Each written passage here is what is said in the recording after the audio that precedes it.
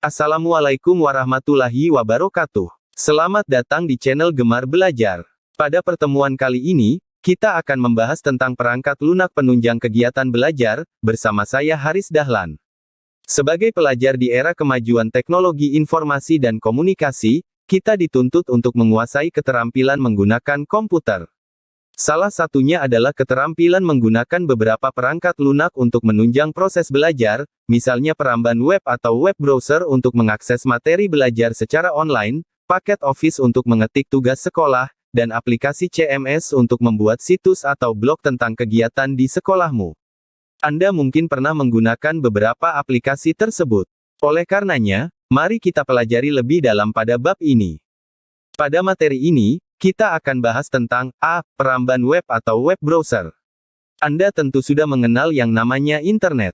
Internet merupakan kumpulan komputer yang saling terhubung, melakukan komunikasi, dan menyimpan serta menghasilkan berbagai jenis informasi.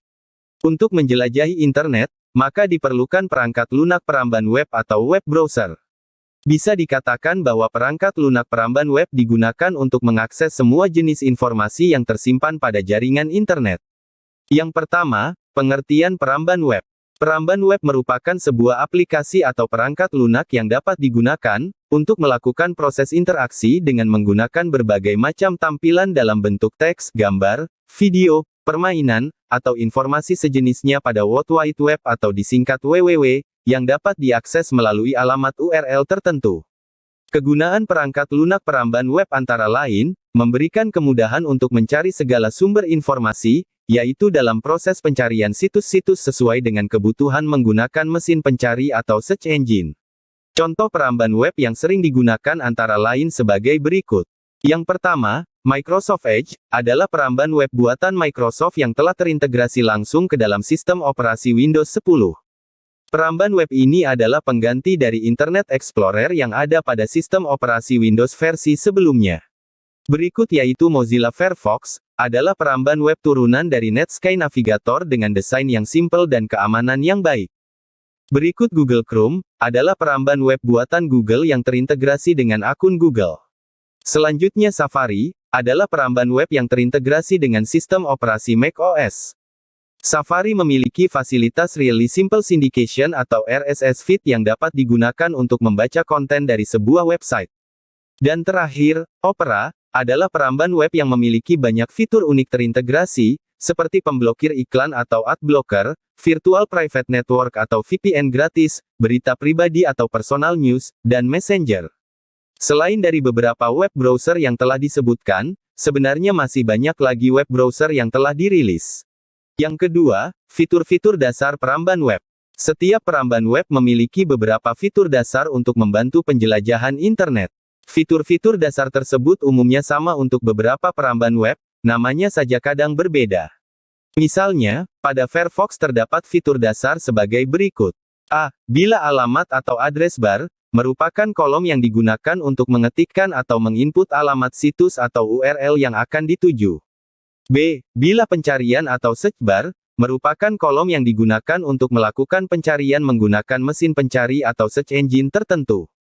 Pada beberapa peramban web, bila pencarian disatukan dengan bila alamat atau bisa juga diatur supaya letaknya terpisah.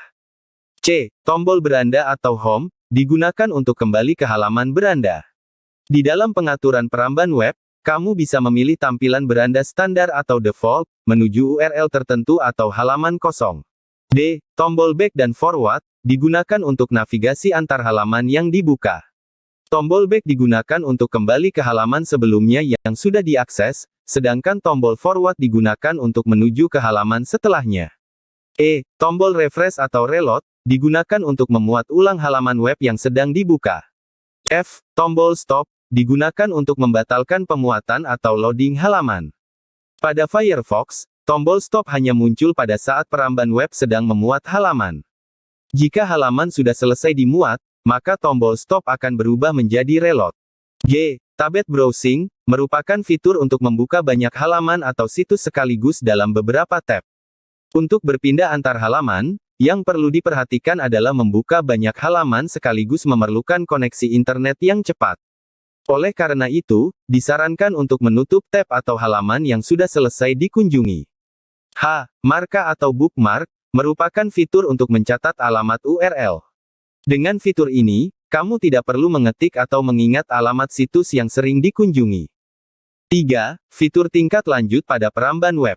Selain fitur dasar yang umum digunakan, ada beberapa fitur tingkat lanjut pada peramban web antara lain sebagai berikut.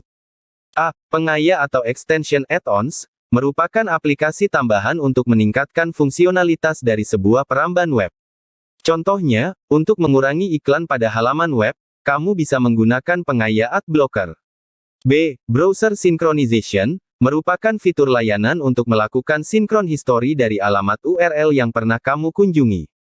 Dengan fitur ini, kamu bisa menyinkronkan penjelajahan internet dengan menggunakan peramban web yang sama pada beberapa perangkat berbeda, misalkan antara komputer, laptop, dan smartphone. Developer Tools, merupakan fitur yang dapat digunakan untuk menyelesaikan masalah yang terjadi pada aplikasi web dengan melakukan proses debugging. Fitur ini biasanya digunakan oleh pengembang atau pembuat web untuk memastikan situs yang dibuat berjalan dengan semestinya atau untuk memperbaiki bug yang muncul. Private Browsing, adalah fitur untuk menjelajahi internet tanpa meninggalkan jejak. Pada mode ini sangat disarankan jika Anda menggunakan peramban web di komputer umum.